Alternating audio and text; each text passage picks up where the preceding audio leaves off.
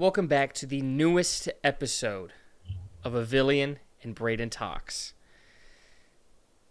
It's going to be an interesting one. We're calling some shots. We're making some picks. Before we get into any of that, I am joined by always with my co-host, Avillion Talks, Jacob. How you doing, brother? I am in a very, very, very good mood, to quote Sweet. Stephen A. Smith. Having a good day. Having a real nice day. That's nice to hear. Went to work 2 hours late because I was EP, and then Damn. we have like an end of the fiscal year party at work on Thursday. So hell yeah, it's catered and everything. So I'm gonna be tearing that shit up, and then yeah, I'm excited, super excited. That's about it. I don't got a whole lot going on, at least not that I can talk about till later. How about you, sir? So people that watch this podcast might see some differences. There is a new setup, it would appear. There is. So my sister moved out. So now I've decided I'm going to sleep in there, and I've just turned this into like an office. I was wondering where the bed was. Yeah, the bed is... It's actually just through this door, through another door. This is the bathroom right here. So through it's like a room, or what's it called? Jack and Jill bath or whatever? Yeah. Yeah. Okay. But I'm not done. I actually still have a good bit to do. These right here, these Power Ranger toys are going to get moved to the other side over here, and they'll be in the background. Dirk's kennel is off to the corner here. You can kind of see the shadow of it right there. But I can see like the outline of it as well, like just a little bit in the... Yeah. Oh, when my green light flickers off, you can see it. Yeah. But anyways, it's going to be moved here because I still have more, because this is the PS5 here, but all my game consoles are right here. I still have a couple more to put over here because I got a new Atari N64 and the Sega Genesis, which I'm having trouble getting to work. It's like it's reading it. I'm having technical issues trying to get the Sega Genesis to work. Anyways, they'll be right here because I have this HDMI like hub thing that lets me switch through them all. But I need to get a new one that has more ports. But anyways, yeah. Now my walls are technically less barren now visually. But now it looks even more empty because the bed's gone and there's nothing there. There's gonna be more shit there eventually. There will be soon. In fact, let me switch these around. I want to switch these around real quick. All right, no worries. Let's do this. God damn, that ass fat. I'll see that shit. Have mercy. I'm gonna tear that shit up. Tearing that shit up. Dirk. He's such a good dog, man. Look at Dirk, man. Love that dog, man. God damn, he fine as... That's what I'm saying. I think that's better. I think that looks so. better. A little more color. Yeah, a little more pop. Also, they kind of go together a little more color-wise. Yeah, I think so. But yeah. Almost inverted, top to bottom. Let's see what else is going on. So I've been cutting. I started cutting like a week ago, maybe. Mm-hmm. I'm down 3 pounds. But now I'm like a little extra tired. Yeah. One of the reasons. Yeah. One of the reasons we're recording a little later today than normal. Like this is just a bit later, but a little bit because when I came home and did my lay down kind of thing that I do, that usually I'm down for a little bit. I was down a little longer. Yeah. This time, just being like, oh fuck, Daddy's tired. I think I fell asleep for like 25 minutes on accident. Like, doing the exact same thing. I was just laying down for a bit, and then I woke up and it was 5:40, and I got home at 4, and I did a little bit after I got home, but I'm thinking like I have not been home an hour and 40 minutes. And then I took my shower and didn't think about it, but you know. Let's see. And then for YouTube videos, we have a YouTube video I put out has officially reached like banger status in terms of views. My Young Justice like character tier list has hit over 1,000. It's now at 1.4 thousand. Yeah. The unfortunate thing is my Ben 10 video is only at like 73, which is a little disappointing because, like I said, I think it's the best Wevault. Best written, best edited, best everything. Like, I think it's just the best one in every category. So if anyone wants to check that out, check that out. But then, bangers are on the way. This Saturday. What should I tease? A special NFL video is coming out this Saturday. A very special NFL I know what video. this is. I know what this is. I made it last year. If anyone's been around You've that made long, it a lot more than just once. This is either the third, maybe the fourth. Because Yeah. I made one, and then there was like I know I didn't make it the next year because it's up on the Benchwarmers channel. Yeah. Crazy. That's lore right there. That's ancient lore. That is deep. That is the first ever mention of that on this channel. That is the YouTube channel we made like 5 years ago when we first had the brainchild of maybe having a podcast. And now it's not on it. There's like 3 videos on that channel, all me, all just because we were all gonna do stuff for it. Yeah, was the idea. Because let's see, I made that. I talked about the Cowboys draft, and then I had one talking about Brady leaving the AFC East when he went to Tampa. Yeah. That's when that was. He's That's just when like that. me, went to Tampa. Yeah. Crazy lore drop, guys. Yep. The Benchwarmers. Yeah. Real the Benchwarmers, I think, is the name of that channel, or that was the name of the social media at least. Something Real like the that. Benchwarmers. I don't even know where that stuff is. That was the stuff is Instagram. gone. That was the Instagram handle. And the email was misspelled, I think. I misspelled it. It happens. It happens. It's all good. Dude, hey. Real the Benchwarmers. Insane lore drop today. Yeah. I was not expecting a Benchwarmers mention. Dude, today, it just happened. I didn't have it planned. It just flowed. But yeah, that's. But anyways, yeah, that NFL video is coming out this Saturday. This upcoming Monday, another Power Rangers videos. Those do pretty well on my channel. All of my top viewed videos are all Power Rangers videos. So this one I think might do well. And then this following Saturday, new Pokemon one. The new Pokemon and what they're based on.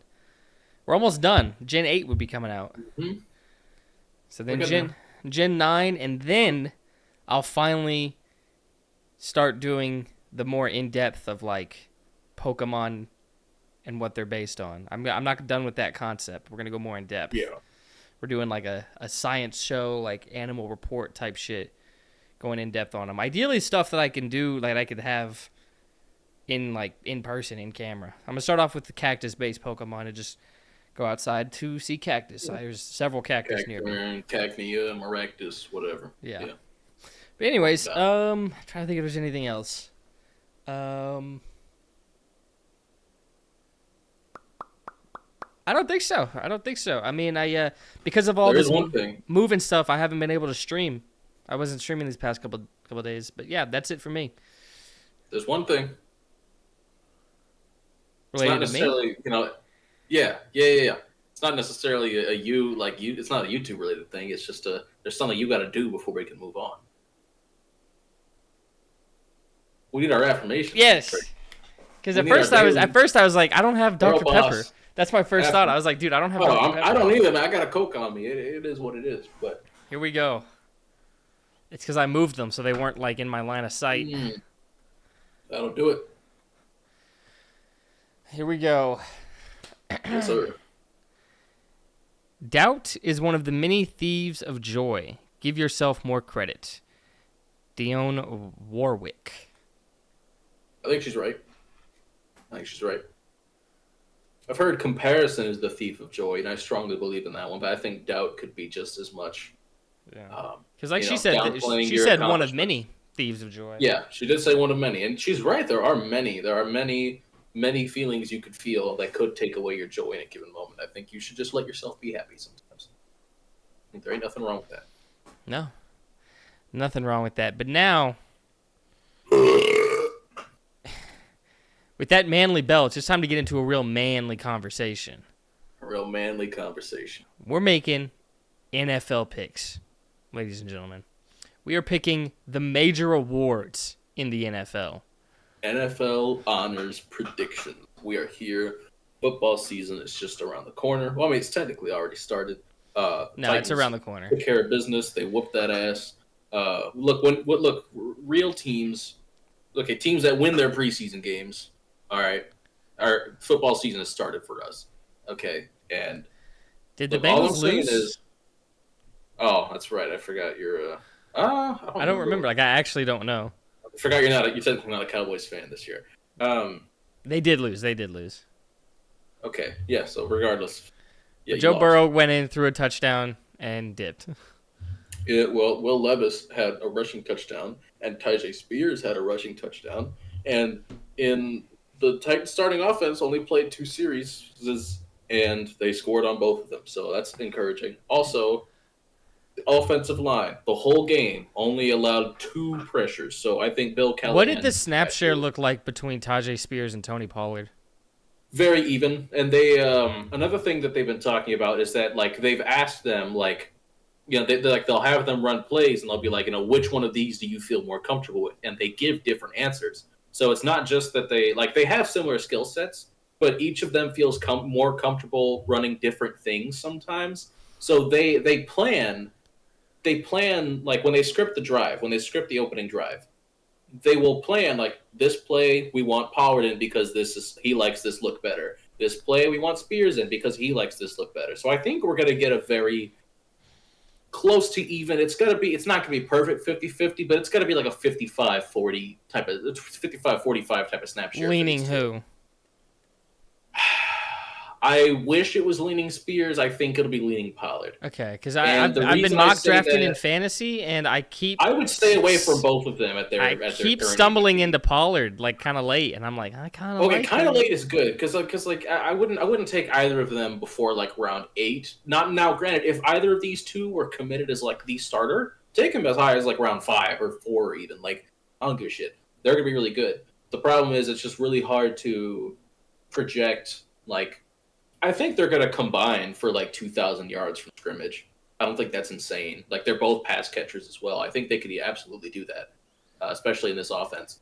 But it's hard to predict who's going to finish. I think Pollard, because of the contract, is probably going to get just a little bit more run. And let's see, what round has he been going in? Round 8. Is that too high? Yeah. I like it's doable. I don't know that it's fine. That's fine because you're at that point you're taking your RB3, and like Yes. if you're drafting Pollard / Spears to be the third highest projected, like you're doing just fine. You know who I love to take late? That I was able to snag in these mocks. I'm seeing go in like round. What is that? Round 9. Zach Moss. Oh hell yeah! I love taking him. Hell yeah! Hell yeah, absolutely. Because I'm like, I'm less worried about his snap share than I am Tony. Yeah. Zach Moss should have that down pretty good there. Yeah. Well, but yeah, anyways, NFL. If you're looking, yeah. NFL honors picks. Yes, sir. All right, let's just get started with the big one. I have it labeled kind of like that. Let's get started with the big one, NFL MVP. Do we want to valuable player? How do we want to do this? Let's just alternate. All right, you go first. Keep it a buck. Sure. All right. My MVP, I have them. I predict them to finish very well this year. I think, given the added weapons in this room, it's a solid choice here. I'm going to go with Patrick Mahomes. I do expect a bounce back year in terms of production from him. I think he's going to have MVP caliber production with. I know Marquise Brown's out for 4 to 6 weeks, but like he's got to have him most of the season. He's got Xavier Worthy. Like I don't think it's ridiculous to say. Rashee Rice suspension? Is that going to happen? I don't know, but I mean, we shall see. But either way, I think just given the extra talent in the room there, I think we could absolutely see back to what we're used to seeing from production standpoint from Mahomes. So, and obviously he's the best quarterback in the league. That helps too. Yes. So I'm going to go ahead and say, yeah, Mahomes MVP season. I think it's coming. For me, my guy lost a weapon. When I did the standings picks, I think I had this team finishing with the best record. I'm going with, because I want to stay consistent with my picks here. If my standing prediction comes remotely close to true, this will probably be the MVP, and that's big boy. His turn to get it, Josh Allen. Did lose a weapon. He got some more though, Which will help story-wise. You lose a weapon. I know you get like a rookie to come in, but him, I think maybe having to run a little bit more, but I think just carrying the offense like I think he can. He had 15 rushing touchdowns last year. I don't know how much more running he could really be doing. Oh, I mean, touchdowns isn't the only thing. Right, I guess, more rushing yards too, but I mean. Just moving the chains more with his legs. Actually, I really love Buffalo's diversity of skill set at wide receiver, even if it is they don't have a standout guy. I'm having flashbacks to when Dak Prescott didn't have a wide receiver one, and people said the same. Josh Allen is a better quarterback than Dak Prescott. Yeah, but just making shit happen. The wide receiver, you talk about how important a wide receiver is. You have it as one of the most valuable positions. Of course, I don't get me wrong. Having a true wide receiver one is absurdly valuable. But I think you have Curtis Samuel, Khalil Shakir, Keon Coleman, and then you've got Dalton Kincaid and Dawson Knox. And then James Cook's one of the better pass catching backs in the league. I think Joe Brady at this point in his career is a good enough offensive coordinator to where he can work with that. He can get somebody open somewhere. We're definitely going to see a lot of manufactured touches in this offense too, because both for Shakir and Samuel, those are both very much so get him in space kind of guys.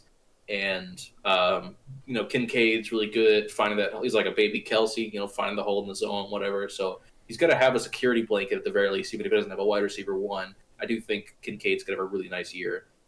And like you said, it helps with the storyline if Josh Allen plays this well with no true wide receiver one, and he has another 40+ touchdown season in terms of total passing and rushing touchdowns. MVP is very much inside the realm of possibility. I mean, if he has. Maybe just the numbers he had last season, plus being the number 44 one seed overall. touchdowns. Yeah, and absolutely. maybe less picks. Mm-hmm. I think that was the thing. Not dramatically less, but just slightly less. Yeah. But yeah, I went with Josh Allen. Do you want to move on to Offensive Player of the Year? Yeah, let's do it. Let's just go with you. Keep going first. That way, it's just you, me, fine. me. So you go. Give us your pick for Offensive Player of the Year. Funny enough, here when we were talking about this before we got started, you said you didn't pick this player. I do have Justin Jefferson Player of the Year. Well, because the only reason I said I didn't was because I was I'm gonna make a. This was the one I was talking about when I was I'm gonna make a call. I'm gonna make a call, oh. and I pointed out Justin Jefferson just because. I think it just clicked for me what your call might have been, and if I'm right, then I don't hate it. I'm not gonna say it. Well, no, I want you to guess it whenever you're done with your Justin Jefferson pitch. Okay, because this was something you talked about recently. Oh, you might. Really I think you have it. I think you probably have it. I think because I just remember when we ranked a top 10 something else, and you had a player really high in comparison to his production last year. I think, but also it wasn't really his fault. And I think if you're projecting how good he's going to be, I think I might have it. We'll see. Dude, I think you got it right on the money. It sounds like you have it right on the money, dude. Yeah. Okay. So I am going to go with Justin Jefferson, especially I think it helps narratively now. It is people really get to see just how black Dirk is. Yeah, he is. I mean, he puts the black in Black Lab. That He's fucking black. Dark. Yeah. Anyways. Yeah. It's worth noting JJ McCarthy is getting meniscus surgery, which sucks. Typically, the timetable for meniscus surgery, they're saying that it's unknown. Typically, if you're getting meniscus surgery, you're out for a while. Mm-hmm. I don't know that we're going to see McCarthy this year. Now, granted, I like Sam Darnold. I was going to say, me and you were kind of maybe we don't this year at all.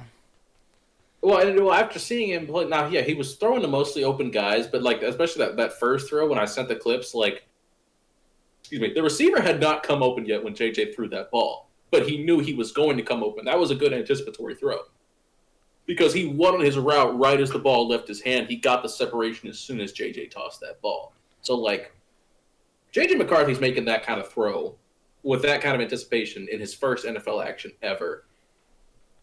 I would have been really excited if he was at some point the starter, but also if Sam Darnold's been beating him out in camp, then I'm excited about Sam Darnold too. I'm glad Darnold's getting a shot. And now he's got even better of a shot because JJ's probably not going to be playing, if not at all this year, it won't be until very late. So, and it's good for Jefferson narrative-wise if people think Darnold stinks because, Jefferson has a monster season, which he will. I don't care who the quarterback is in Minnesota. He proved it last year. Doesn't fucking matter.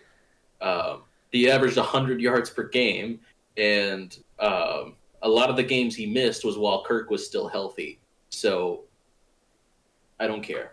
JJ's going to be that dude this year. As long as he plays 17 games, he's going to have. I think he'll lead the league. I don't think you can call him JJ anymore because for a second I was like, he's injured. Oh, okay, yeah, no, I was getting him confused with JJ McCarthy. I've never called Justin Jefferson JJ before.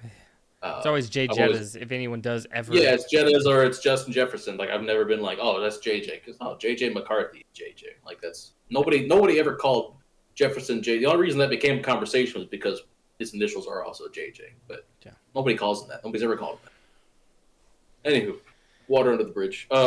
Is it Bijan? It is. I went with Offensive Player of the Year, Bijan Robinson. Yes, sir. That is a huge pull from myself, but also I like your prediction. I think the Falcons are going to be a lot better this year. I've made that clear. I think that with a new offensive play caller, we could see Bijan maybe get a more fitting workload of his talent. And we're just going to see him just go crazy. But yeah, just put up insane numbers. I'm ready for it. Yeah, it clicked as soon as because I was thinking back when you were saying like this is a bit of a take, but it's not really. I don't consider it much of like a call. And I'm thinking like, oh wait a minute, like he said Bijan was like the third best running back in the league when we did the running back ranking or second, yeah. So I'm thinking like, nah, I'm with you. Like Bijan's gonna be really good this year, and I think he'll be a finalist. If everything goes the way I think it will for Atlanta, I think. If second-seeded Falcons happen like I have it happening. If Kirk gets hurt again, I don't really anticipate much change. Like, they're still winning the division with Penix. Yes. I think. In fact, and if Kirk does get hurt again, that pick's going to look a whole fucking lot better. Oh, yeah. Immediately. Like, immediately everybody's changing their mind. Let's just...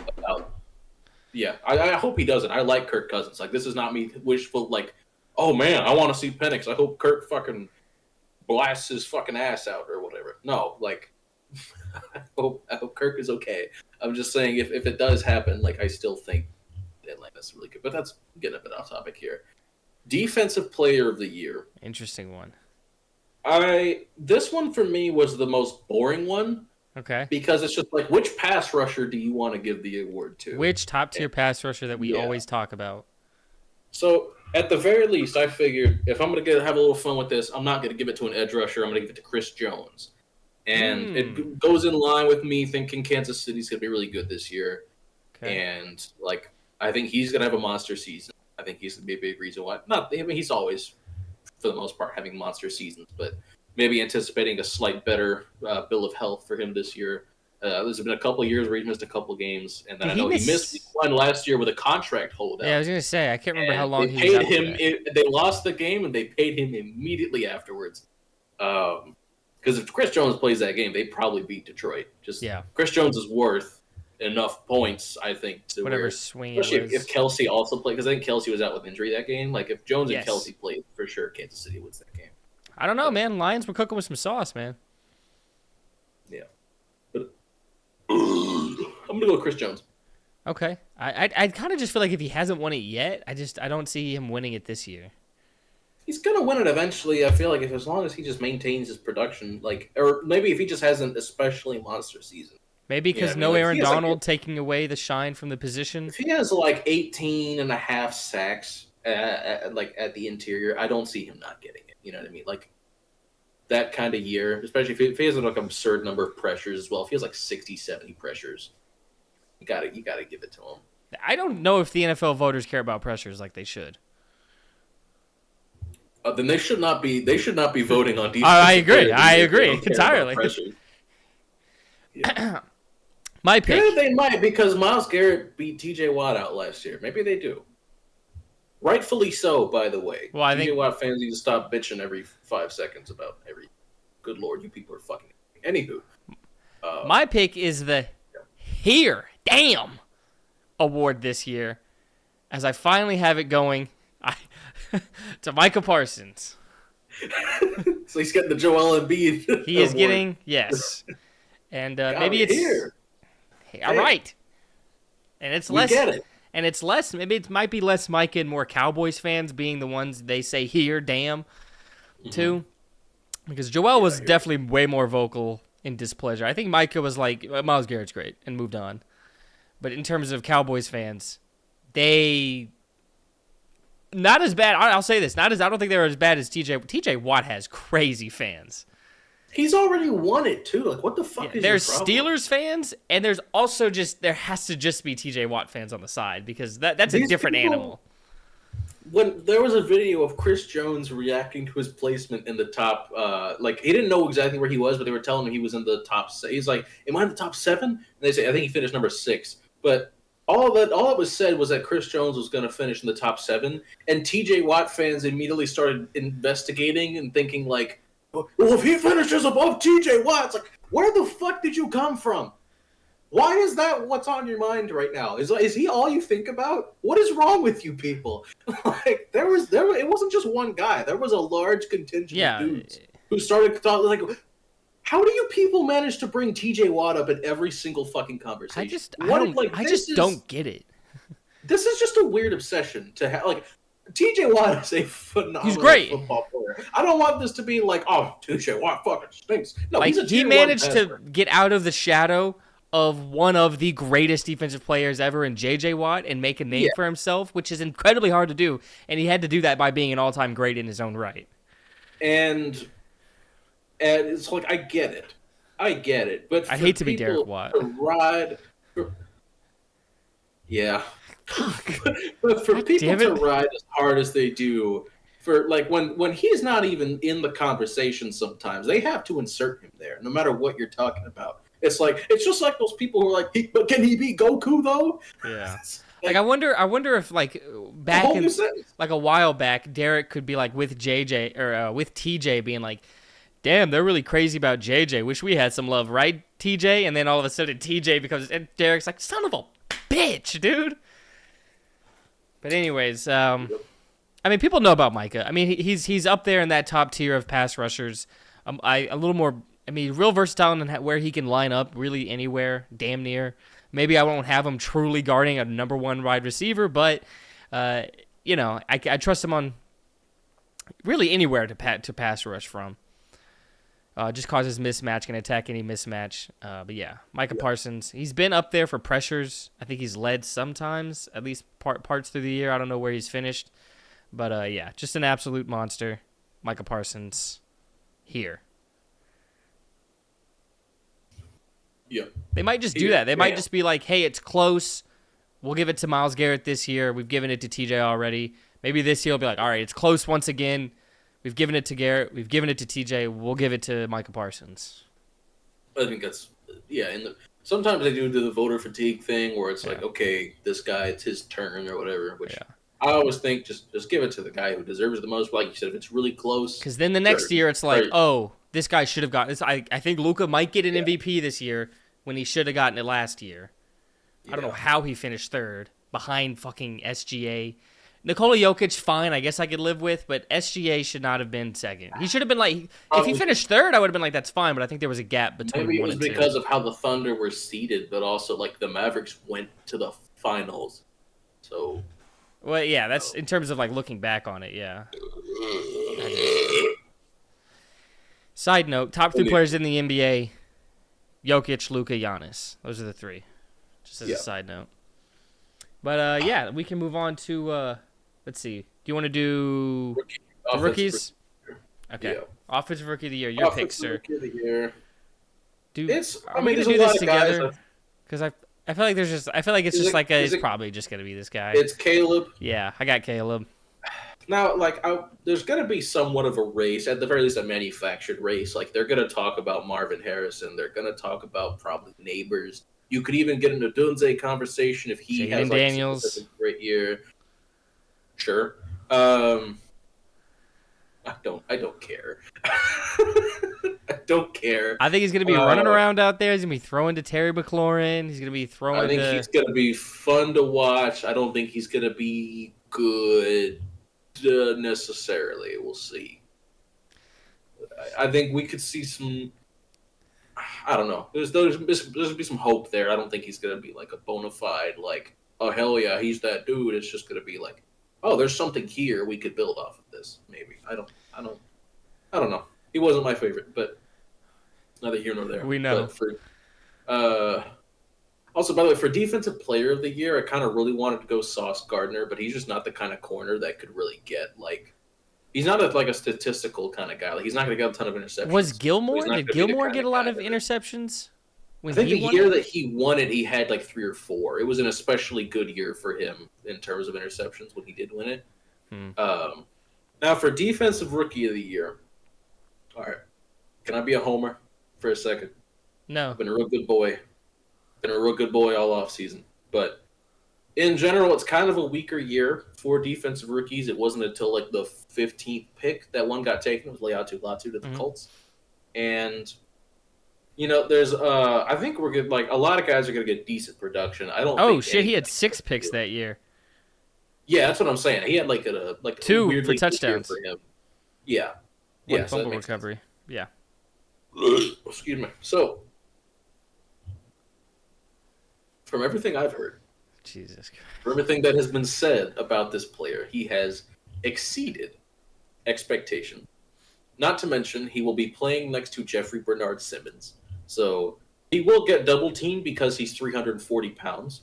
He will not get double teamed every play. You cannot leave Jeff Simmons on an island against a guard or a center every play because he's going to kill you. So you can do it against Zach Martin. I've got Tavondre Sweat winning defensive rookie of the year. And look, this is a bit of a pull. This is a little this is just me being a homer, I will admit. And if there was like a really strong candidate at the top to win this award, yeah, I'd give it to if there was a Will Anderson caliber edge rusher that was drafted this year, I would just say Will Anderson caliber edge rusher. There isn't. So I like Latu. I like Dallas Turner. I like Jared Verse. I don't think any of them are a runaway award winner this year. Sorry. I don't see that happening. I'm gonna go Tavondre Sweat. Fuck it. Why the hell not? Let's have a little fun. Let me give my team some love in terms of final season predictions. Let me do something fun. You said you liked him. I love him. Mm-hmm.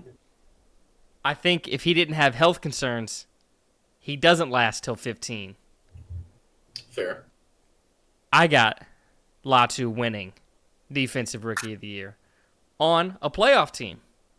Mm-hmm. I thought he was I think it's just, to me, he was I had him as the best pass rusher or the best edge rusher in this draft.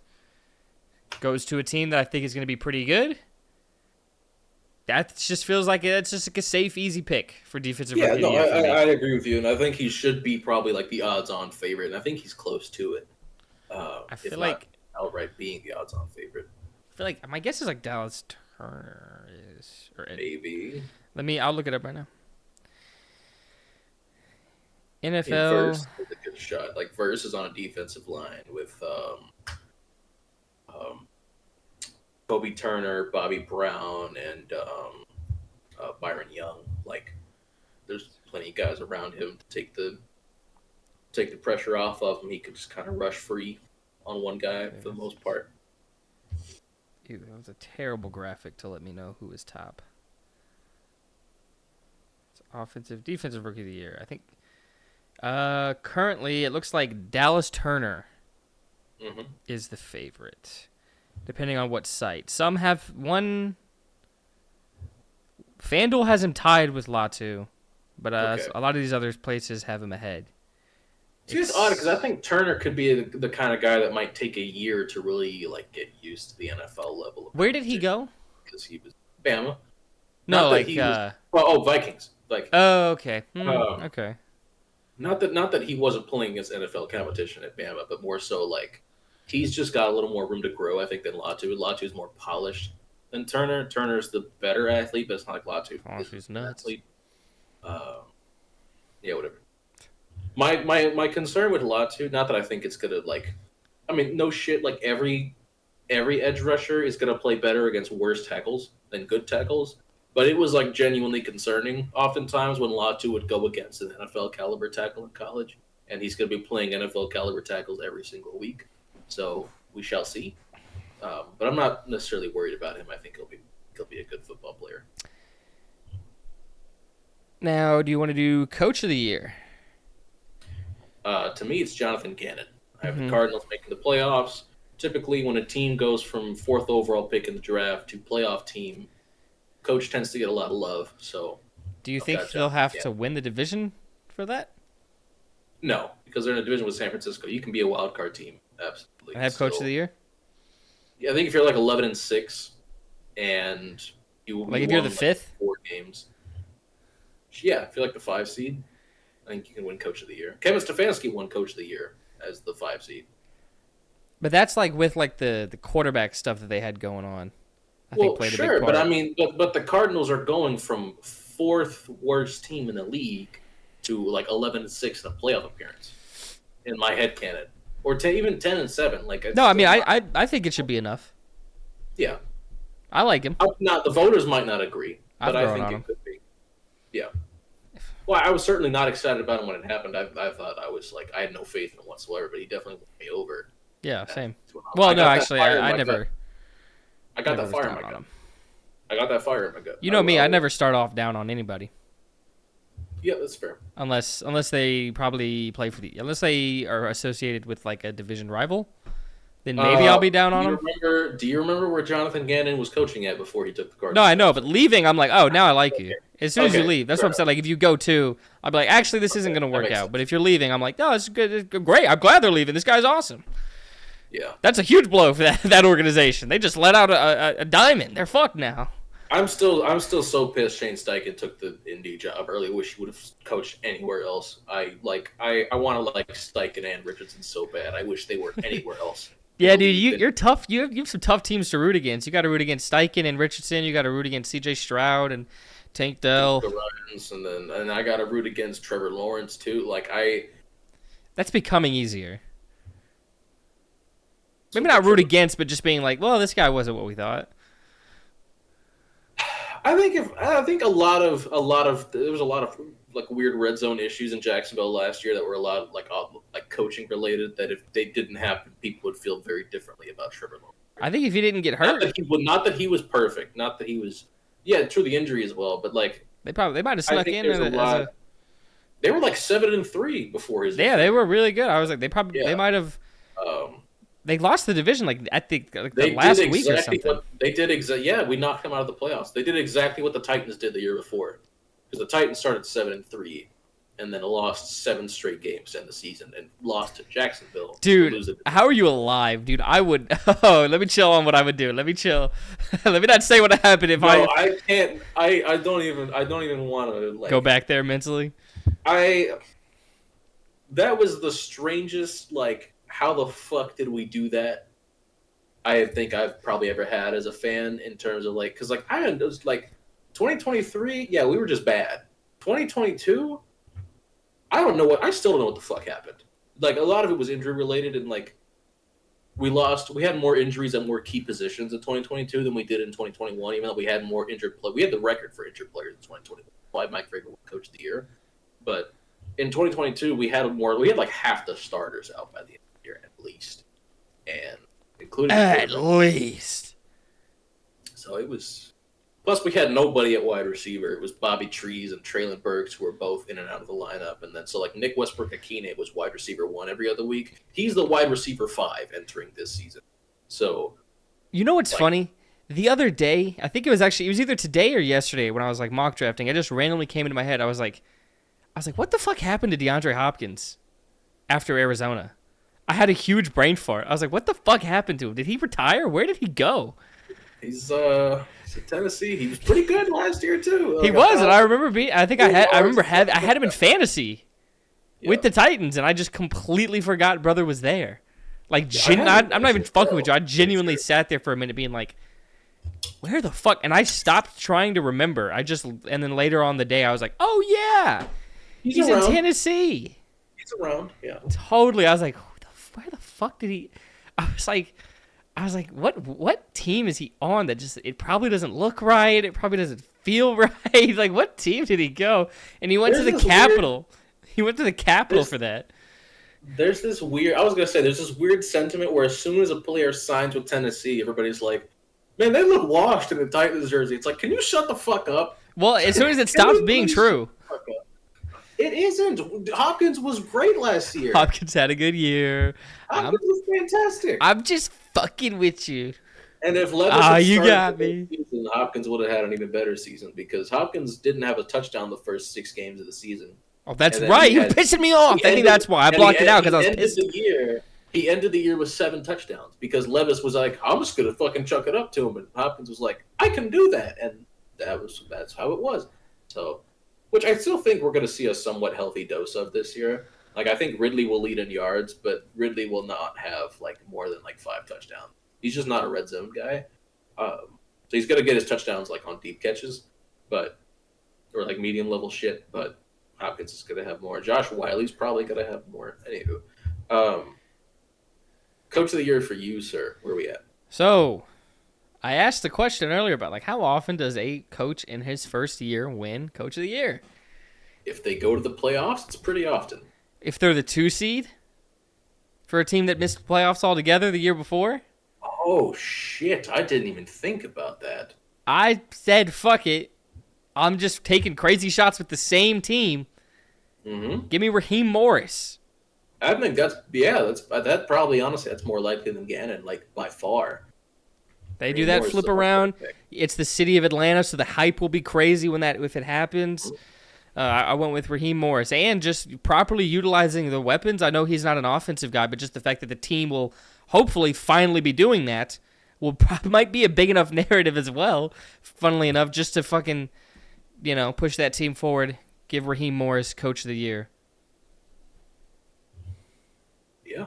I think that's a great pick. Of all the teams, I think that might be the most likely Coach of the Year. And just if the Falcons finish, everybody thinks they will. Yeah. It's just of all the teams in the league, I wouldn't have picked Atlanta to be my to be the team represented more than once in NFL honors for my picks, but they are. Fair enough. Raheem Morris has the 3rd best odds according to Vegas Insider. Yeah, I think that makes sense. Do you want to know who the favorite is? Was it D'Amico Ryans? No, he is 4th. Okay. I'll give you a hint. You're not going to like it. It's not Nick Sirianni. It's not. Is it I Steichen? don't think you'll like it. No, it's not Steichen. Steichen has fine with that. 5th. Well, tied 4th, I guess. Okay. Tied 4th with D'Amico. Okay. Is it Shanahan? Who the fuck? Is he 2nd? Where's he at? It is Jim Harbaugh. Oh, what the fuck? Yes, I knew you were going to like it. What the fuck? In what realm? Plus 900. The 7-10 Chargers Coach of the Year? Are you fucking kidding me? There's no chance. Vegas Insider has it going Jim Harbaugh plus 900. Then it's... Oh, I guess Raheem Morris was tied 2nd, actually. Because it's Matt Eberflus and Raheem Morris, both with plus 1,000. Eberflus! I like it. If they make the playoffs... Not that high. Man, if they make the playoffs, I like that. I don't think it's going to be because of Eberflus that they make the playoffs. I mean, he's building a culture there. I like that. Especially depending on what the defensive side of the ball can do, we'll have to see. They're starting to buy in. Yeah, I get it. I like to a degree. I do think he did a good job not losing a locker room over the last couple of years. The team just hasn't been very good. They've made a change at quarterback. Brought in new offensive personnel too, and yet he's still maintaining the culture. I think that's respectable. I guess we'll see. Tied 4th is D'Amico Ryans and Shane Steichen. 6th is Jonathan Gannon. 7th is a tie between Matt LaFleur and Dave Canales. Interesting. So then If they had ninth. just make the playoffs, Canales is a good choice too, because Yeah, that would shock that's a everybody. huge if though. But that's one I doubt. But if they I like did, Gannon being sixth in odds as yeah. well. And then tied for What's your ninth is Kevin O'Connell and Mike McDonald. They forgot Brian Callahan. That's cool though. Calm. Don't worry about it.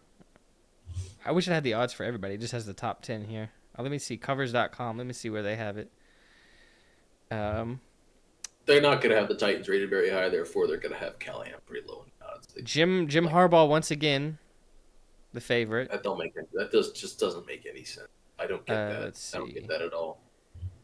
This one's also only just top 10. It's the same. Oh no, I don't know who. Robert Saleh is in this one's top 10. I can't tell who's missing off the top of my head though. I mean, guess whatever. Yeah, Jim Harbaugh, Coach of the Year favorite. Like that's another situation where if the Jets are a playoff team, it's not because Saleh became a better coach. It's just because their quarterback is like the worst quarterback room in the NFL next year. It's whatever. Don't matter. Oh, Dan Quinn is in this one's top 10. Man, what the fuck? Oh, this one's across the board. Dan Quinn. On FanDuel, you can get him at plus 3,000. Yeah, that sounds more accurate. But Caesars has him at plus 1,700. Almost half. No shot. Yeah. DraftKings has Jim Harbaugh as a plus 850. Why so high? Who looks at the Chargers roster? And They just say that quarterback has luscious locks. And that's it. That's it. Who's catching the ball? Who's catching the fucking ball? Lad McConkey. I love Lad McConkey, but he's not gonna step in and be fucking the first Wes actual Welker, article about Coach of the Year. Literally, it's NFL Coach of the Year. Fade Jim Harbaugh. Yes, absolutely. Do not fucking bet your money on Jim Harbaugh. Oh shit! I just put my mortgage money down on Jim Harbaugh winning. I just bet the fucking house, dog. The wife's gonna kill me. No, honestly, I genuinely would put money down on Raheem Morris. Oh, at third, look with like plus 1,000 odds. Sign me the fuck up, or whatever his odds are right now. Sign me up. Yeah. And then, do you just want to quickly just say comeback player of the year? Yeah, I'm gonna say Aaron Rodgers. Yeah. Once you said him, I was like, yeah, that's who it's gonna be. As long as he doesn't play like shit, it's gonna be Aaron Rodgers. Yeah. As long as if he's like 75-80% of what he's been, he's gonna win comeback player of the year. Which I think it's unrealistic to expect prime Rodgers at this point. But if he's just a good, really good quarterback, which is where I think he'll be at, yeah, easily comeback player of the year. Yeah. Throwing to Garrett Wilson. I like to pick up Garrett Wilson in the Mike top of the second round. Too. Malachi Corley kind of stinks as of right now. I don't know if you watched the preseason game. He looked like shit. I haven't seen a single crazy preseason indication. Game. Okay, well, yeah, I don't know why I assumed you would have watched it. Not that preseason drops are any indication of how good a wide receiver is going to be. We've seen that before. However, Corley was not some crazy hands guy in college either. Chase was, and the Chase concerns were always overblown. The Corley concerns are not overblown. I do think he's pretty raw, but we shall see. He's not he's going to be a manufactured touch kind of guy anyway. He's not necessarily somebody they have running routes downfield or whatever. So we'll see. But now, I think we cut deep. That's it for the NFL honors, guys. Let's cut deep now. Let's fuck it. We actually go through these pretty quickly, and we still have so many cards. You want to do 2 each? Fuck it. We should go pretty quickly. Why the hell not? Icebreaker. Okay, window or aisle seat? Aisle. Aisle, because a motherfucker got to pee. When I was a kid? Window.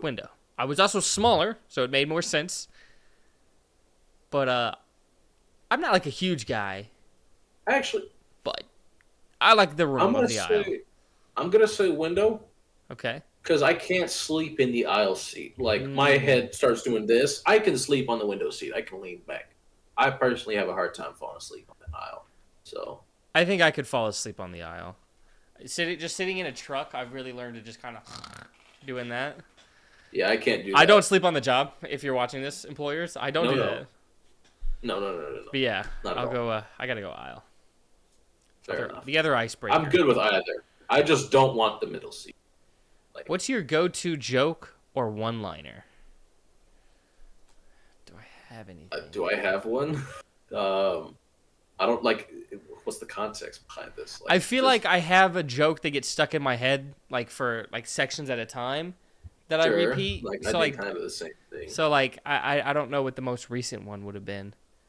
I'm going to turn into a anytime truck now. anytime I say anything like, I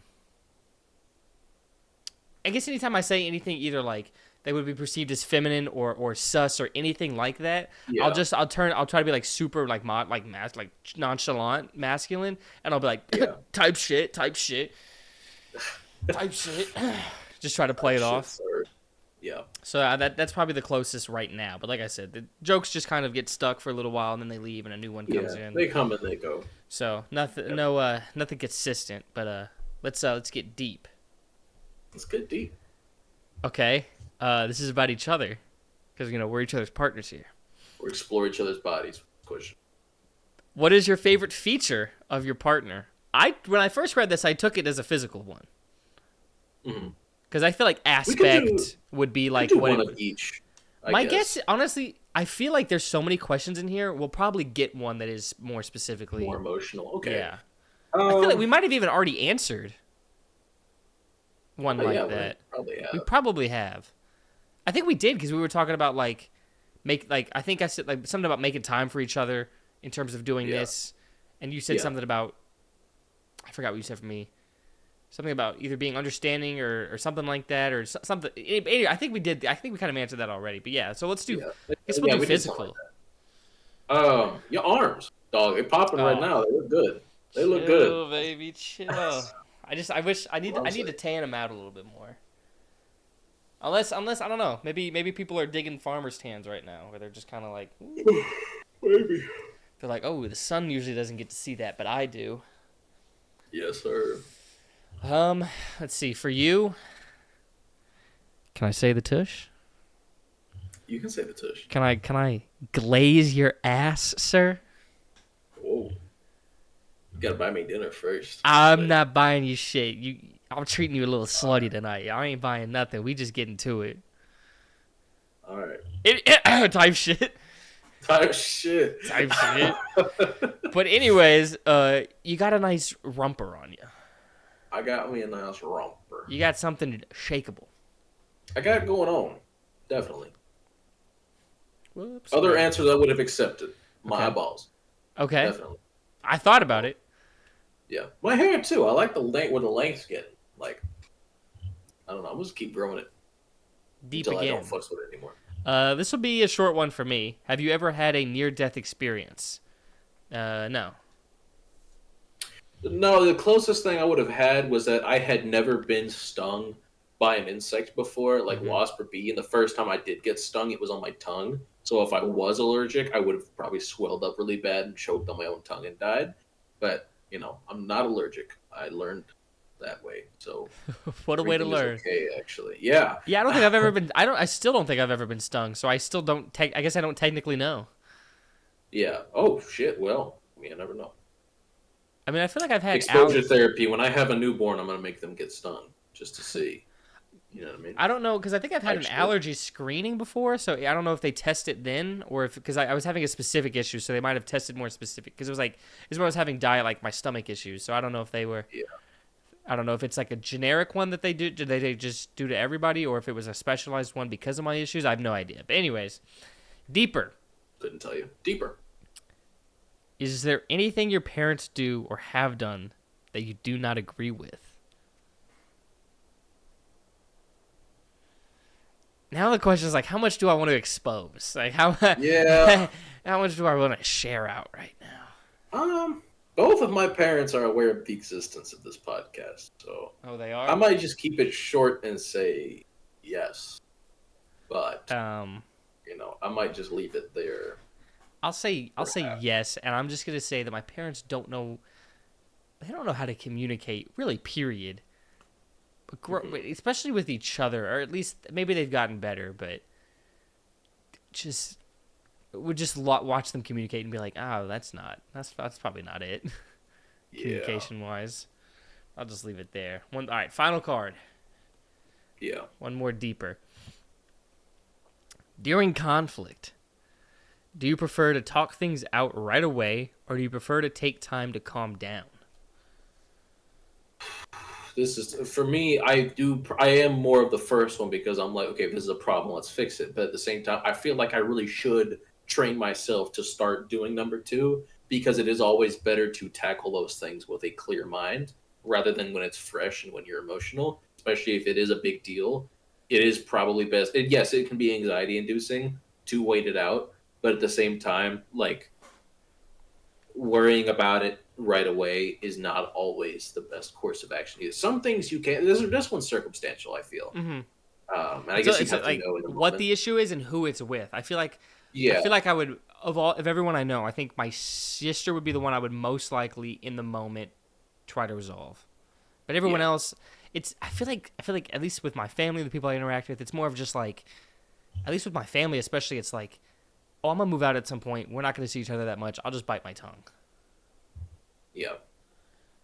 But yeah, that is it for let's get deep. These are all the ones we've answered so far. Yeah. I have all of the girl boss Did we do affirmations. two? Did we do two deeper? Yes. What was the first deeper? Is there anything your parents do or have done that you do not agree with? That's the only one we did. And then we just did during conflict. You prefer to talk things out right Oh, away. Yeah. never mind. Okay, because it went back to parents for a second, so I thought. Yeah, I I guess, yeah, mine kind of yeah, overlapped. never mind. Yeah, I guess it Those did. were a little similar, I guess, even just from a. Never mind. How the card Okay. shook. Now the cookie crumbles. Now, But now, can we do it this week? yes, Can we this do is it? the week we do it. This is the week. This is the fucking week. We both get that them, we dude. do it. We're going to see if we are on the same wavelength.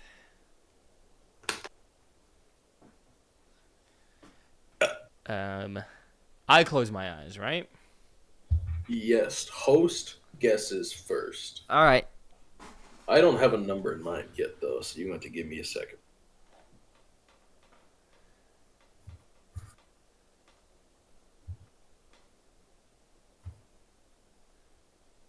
All right, the audience has seen my number. All right. Give me something you can do with a potato, cook-wise. Wedges, fries, A lot of mashed, options here. loaded, A lot of options here. oven roasted, pieces, whole potato, straight up. I'm gonna go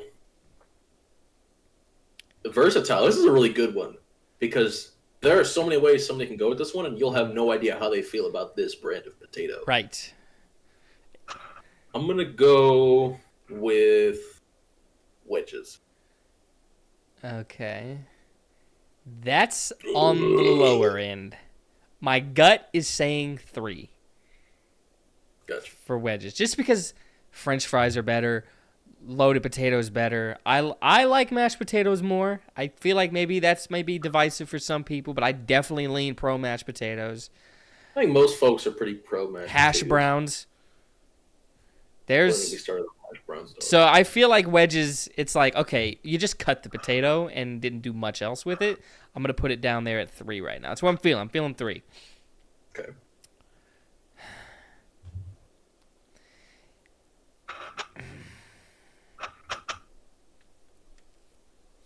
Give me a U.S. state.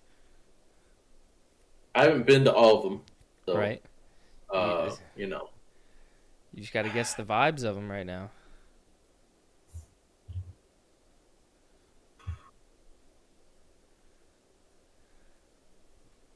I'm gonna say Florida. Say Florida. Oh, okay. I feel like I don't think you live there. That's so interesting. I feel like Florida. Right there.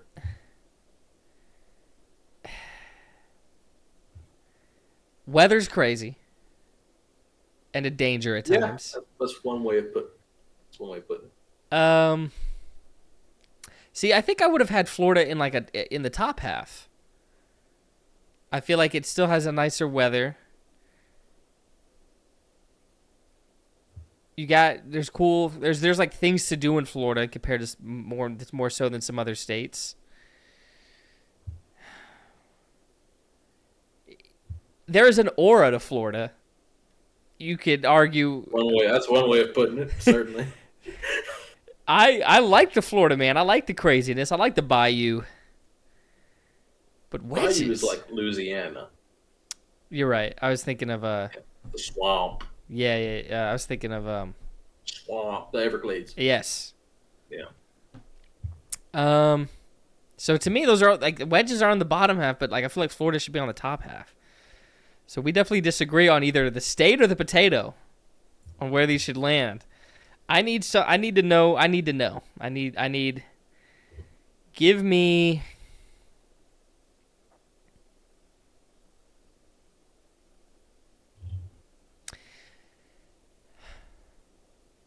a Pokemon trope, but in terms of like what the Pokemon is, like starters, regional bird, regional rodent, legendary trio, dog is pretty common, cat's pretty common. Like, I'm gonna go with Pikachu clone.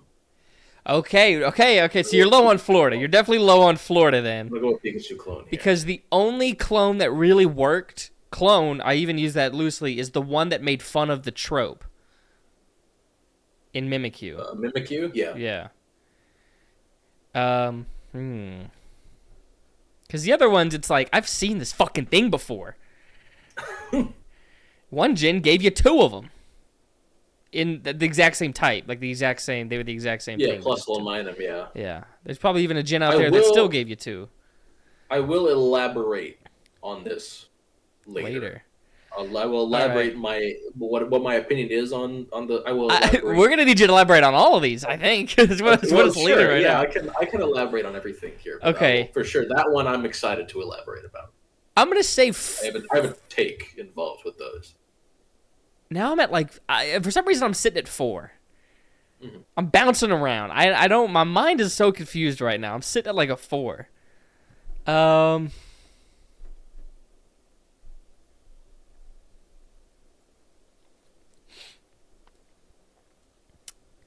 Just give me an NFL matchup.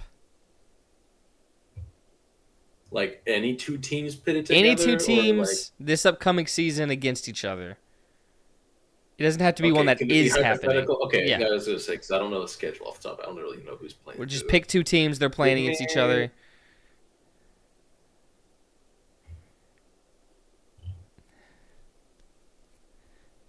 You know, excitement, watchability, storyline, any and everything. Give me like Bucks Chargers. Okay, I honestly that made me feel better about 4. Okay. Let's go with. You have one more question, I think, right? Yeah, because we have potatoes. The state. Potatoes, state, Pokemon trope, NFL matchup. NFL matchup.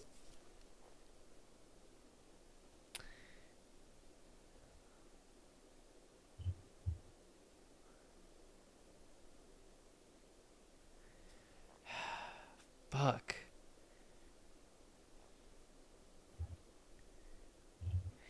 Give me times you wake up, like the time you wake up.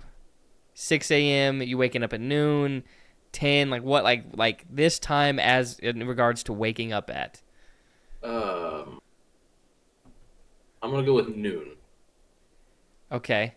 I feel like you would view that as like a little late and a little like you're wasting a little bit of time that you have. I think that's how you're gonna view it. But you're like, hey, you know what? You still got to sleep in. You probably rested. You know what? I'm going with 4. I don't. Final answer. 4 is my final answer. It's 3. Fuck. Look, the latest I ever wake up is 1, and that to me is a 1. I fucking hate waking up like late in the day, and for me, noon is pretty bad. Like, I don't like waking up at double digits. Period. I want to be up by like 9. You know what I mean? Regardless of what time I go to bed. 9 would probably be maybe 8. On the weekend, time. To me, 8:39 is like perfect. 8 is, depending on how late I go to bed. 8 is also pretty good. But like, I do not want to. Plus, like, I clock into work at 6. If I wake up at 1 o'clock on a Sunday, my ass is not going to bed on time Sunday night, and I know because I have gone to work on like 3 hours of sleep. I like several times. I haven't done this. Last like 3 Mondays, I haven't gotten shit for sleep. It's my fault, but yeah, I need to do better. Yeah, we both work early jobs because you're there at 6. Yeah. I'm there at 6:30. Yeah, so working man.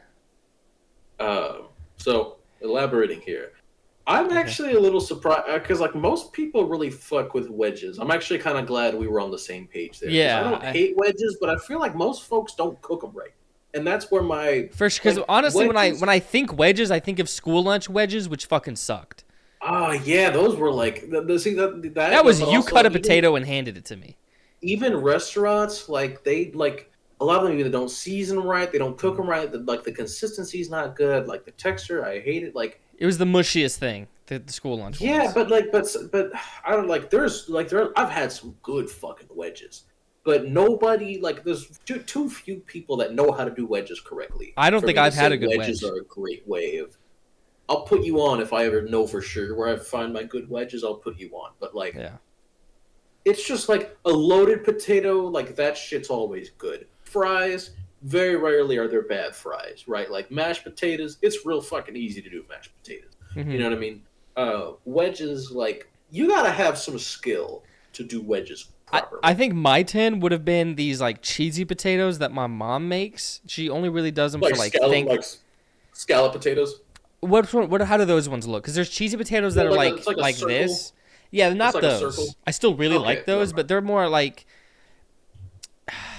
closer to like a cheesy hash brown, closer, but that's still not quite. That sounds fucking insane. But that's still that's closer to what it sounds like. But yeah. Yeah, but I mean, I love like the 9s and 10s for me would be scallop potatoes, hash browns, and whatever the fuck you're talking about sounds delicious. Yeah. So if you're ever here for Thanksgiving or Christmas, I'll save you some. Let you try it.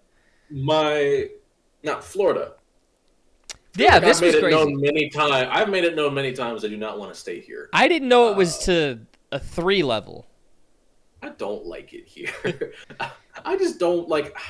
Nothing about this is like for me. I'm much more of a mountainous guy than a beach guy. Like, you know where you should live? I don't like getting sand in my toes. Do you know where you should live? San Antonio, Texas. You come home, baby. Yeah. Because dude, it hit me the other day. It hit me like either yesterday or the day before, or I think it was 2 days ago. It just hit me. I was like, dude, I can't live here like in this house for another year. I was like, dude, and I feel lonely just living, like, just in general, not just because I live here, but just feeling lonely in general. And I was like, yo, Jacob, move down here. Let's get a fucking place together. Let's get a crib. Yeah. I was like, dude, fucking Jacob. I was literally thinking, I was like, dude, I need to fucking call him and be like, yo, let's just have a serious question on, like, what if, like, what it would look like, what it would take. There are very few people I would be okay living with, having lived on my own and, like, enjoying my own peace. You would definitely be one of those people that I could absolutely share a space with, because you're, like, you're not the type of dude who's going to be, like, you know, just, like, banging fucking pots and pans around everywhere. Because I do so much with videos and stuff. I'd be either be like recording in my room, or I go to this coffee shop that I like, that, you know, work on videos. But I wouldn't. We could go together. I'll fuck up that coffee. Oh yeah, I wouldn't be spreading out into the house, taking over other areas. That's another thing. I would very much be confined to, like, this is mine, and then the rest we share, and I would view it as that. And also, we can communicate very well. Like this is my space. You have your space. Whatever. And you know, then we can hang out more, and then in-person pod, baby. In-person pod. That's just the cherry on top. That's brilliant. It's a nice cherry. That is brilliant.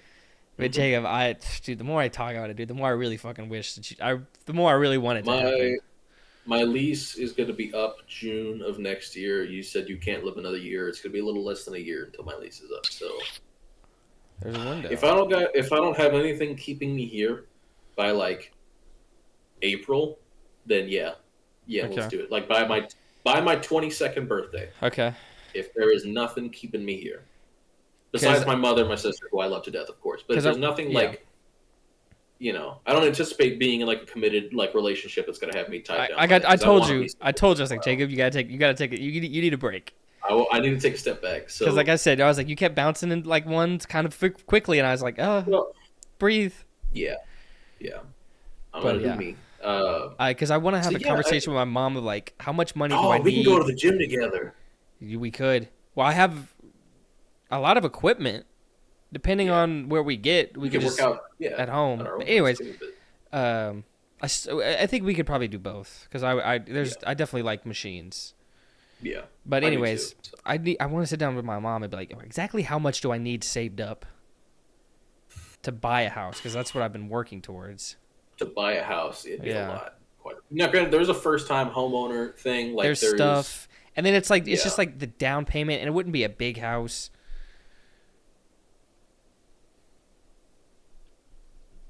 Yeah, I hear you. But now to go back to the Pokemon thing. Yeah. The Pikachu clones. I think this would be a fantastic trope if they were different types every generation.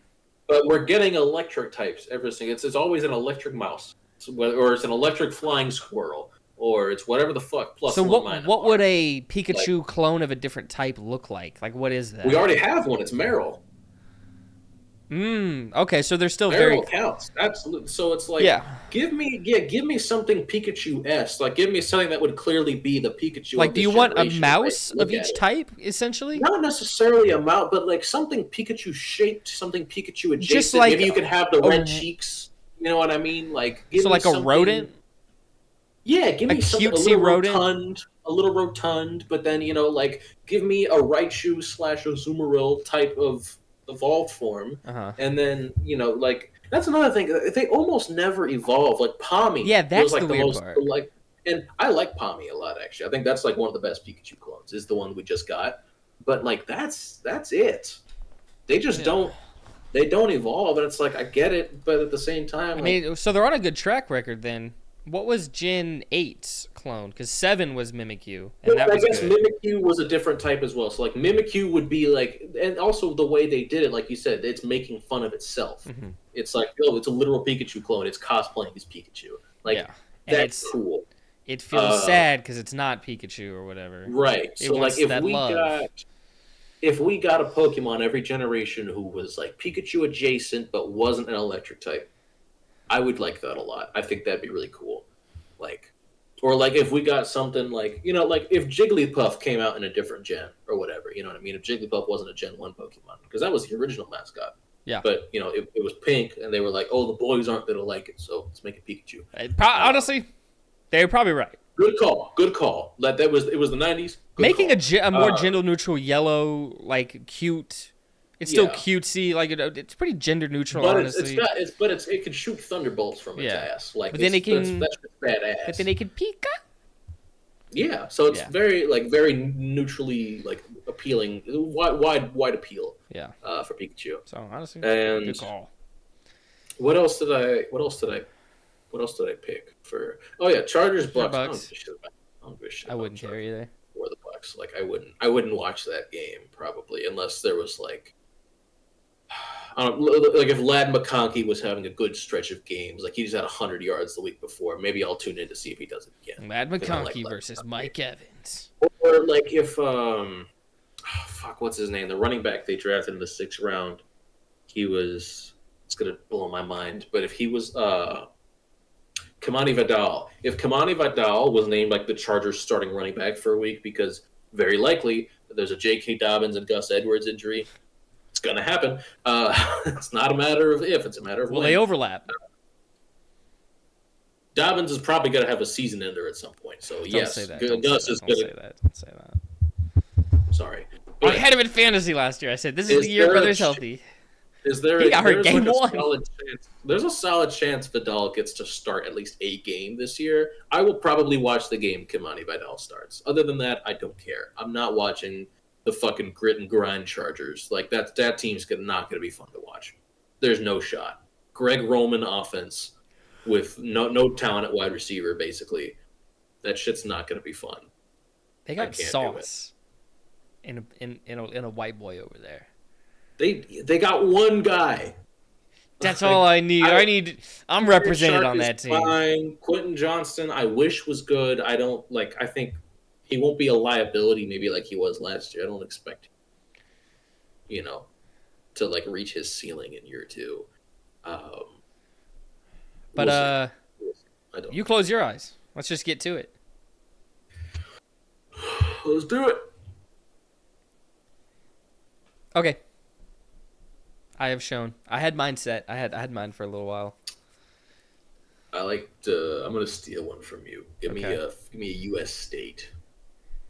Okay. I'm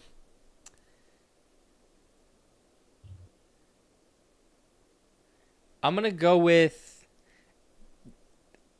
There's two. There's two that I'm like torn between. It's gonna be either really good or really bad. Give me Oklahoma. That's an interesting one.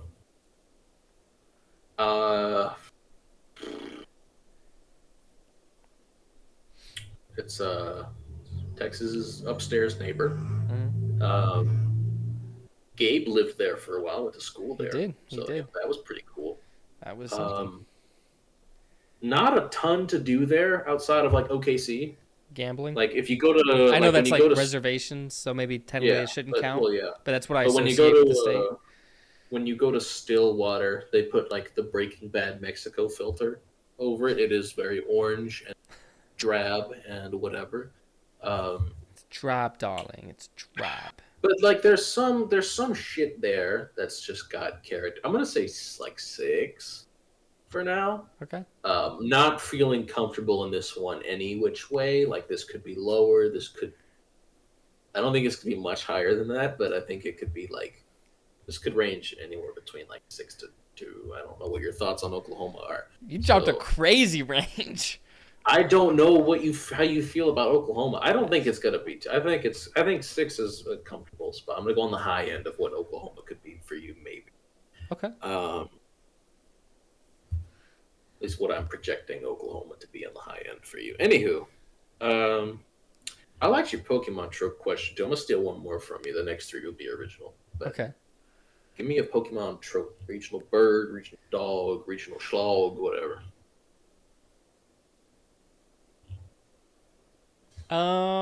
Shit. You asked me my own question. It's stumping me. It's stumping you. Yeah, this makes me all the more confident that it is a middling answer, somewhere between like 4 and 6. Because if it was a higher answer, you would have been like, oh, starters. Or if it was a weaker answer, it would have been like rodents or whatever. Well, the thing I'm really struggling with is I'm trying to think of all the tropes that there is. We got the pseudo legends. We got. What else? We got the gimmick Pokemon. Like what do you call it? Like slacking. Typically something that matches the aesthetic of the generation. Sometimes or something like Togepi in the second gen. Yeah. Slacking later on. Gen 6, we had Furfuro and Vivillon. We had that one bird that was like throwing shit up in Gen 8. I forget, it even threw up a Pikachu. You know what I mean? I guess that's its own tier of Pokemon. I feel like those are all the same. Like, you know what? I'm hesitantly gonna say this, but I'm gonna say this one. Okay. Fire fighting starters. Ooh. Okay, I know you don't really love Blaziken. I know you like Infernape, and I know you're higher on Emboar than most. But also the trope being that there's too many of them. I still feel like somewhere between like 4, 5, 6, and then you being hesitant on it because you like the Pokemon, but also the trope itself isn't great. I'm gonna say, yeah, I'm thinking 6 still, maybe 5, but I don't think it's 4. Um, okay.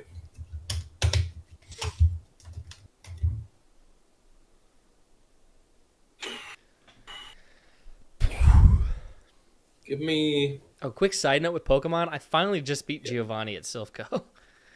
Oh, good shit. Took me fucking forever, dude. Because it's a Nuzlocke, so I kept like fighting, and like 2 fights later, having to be like, all right, it's time to go to the. Let's go heal. Yeah. Fair enough. We doing tomorrow or Friday? What we doing? I would prefer. I guess I'd prefer Friday or tomorrow. Okay. Tomorrow. Okay. Whatever works for you. Yeah, I think I'd prefer tomorrow. If that works for you. Yeah, that's good. Yeah, I'll get to plasma Sabrina donation on after Friday, this pod. and then I probably want to clean a lot on Friday too. So I have probably a lot going on Friday.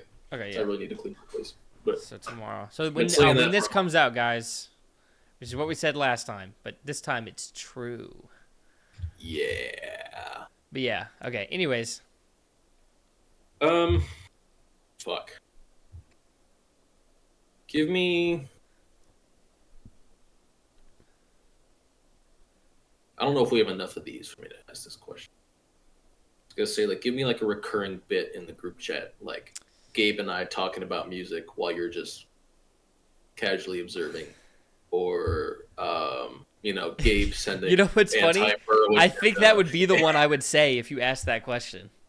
the music thing. Yes, I think that's the one I would say. Because that would definitely finish higher for you than Gabe sending Herbert propaganda twice a week. That for you. No, at this point, it doesn't even send Herbert propaganda. He just sends anti-Burrow shit. I'm like, shut the fuck up. It's usually a mix of both. Like, it's usually the same post. Or he'll send a account that's rooting for Deshaun Watson to be MVP. Yeah, it was like, Deshaun for MVP. Imagine saying you're straight and then putting on a Bengals jersey. Like, brother, your Twitter handle is Watson for MVP. Yeah. Yeah. No, I'm good. Actually, I'm good. So, okay, I still think 5, 6-ish, because sometimes every once in a while you weigh in, at least just to have fun. You'll be like, nope, this is shit, actually. That's all I ever weigh in. That's the only way I weigh in. Like, every once in a while you will actually like a message, and then I'm just like, whoa. Like, dude, because sometimes I'm just like, oh, I saw your message and I like it. Yeah, that's what I do, too. I'm not even going to lie to you. Sometimes I'll be liking messages before I read them, and sometimes I'll be taking them back after I read what somebody says, and I'm like, I don't agree with that at all, actually. I'd be taking the like away. No, I don't think you deserve it anymore. Yeah. But we'll send in some like pro equality shit, and then Jacob just removes likes, and we're like, dude, come on. Yeah, I'm just, and then like I gotta remind them I'm very much alt-right. Right. I'm a very big Andrew Tate kind of guy. Yeah. It's really awkward. Big Nick Fuentes guy for sure. Like, dude, January 6th, what Jacob was sending into the group chat was fucking crazy that day. I was busy that day. I didn't say nothing to the group chat. You sent some crazy pictures of you and your friends, dude. It was fucking bananas. Those weren't my friends. Those were my comrades. My guys from the club. That's all. From the club that I'm in. Yeah. That was a crazy day in the group chat. Me and Gabe were like, "What the fuck is happening?" Yeah. But anyways, now let the record show. I was actually at work on January 6th. He was working. That's for sure. Brother was definitely working.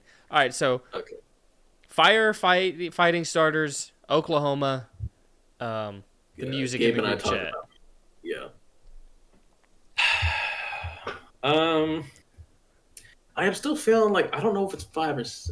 Okay, you know what? I'm gonna do it. You got 2 more, man. Don't you fucking dare! Don't you fucking dude! I never can answer these. You know I can never answer it. NFL wide receiver. Fuck! I always have to look up. The NFL just so I can stare at teams. You can do it. I believe.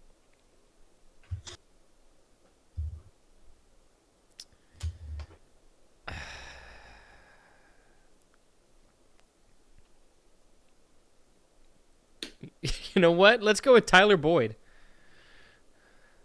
Boyd's definitely not a 5. He's a 6. I'm definitely feeling 6. for sure. So, yeah, I think 6. Like, I'm firmly at 6 here with this at this point. So, one more question just to reaffirm my stance.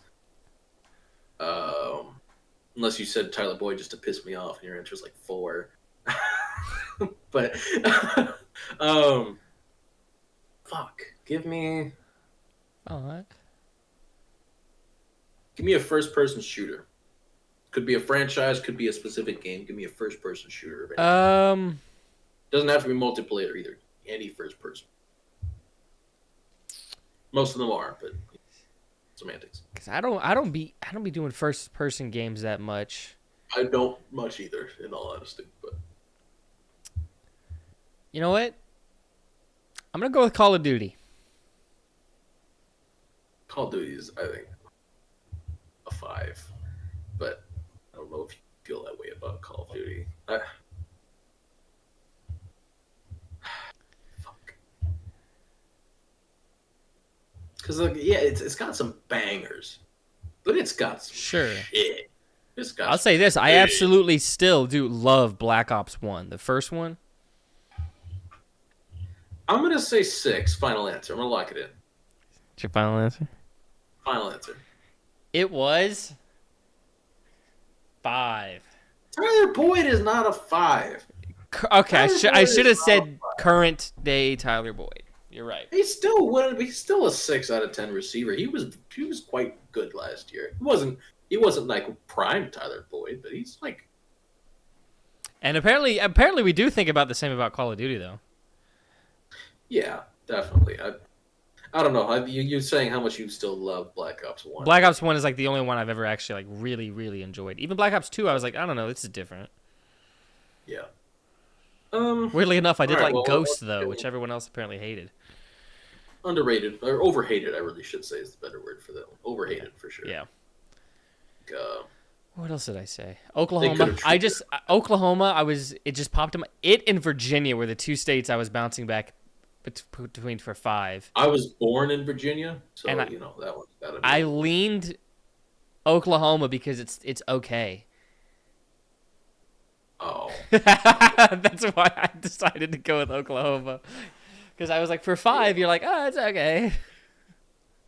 Okay, Oklahoma. Okay, fair enough. I'm trying to remember what else I said.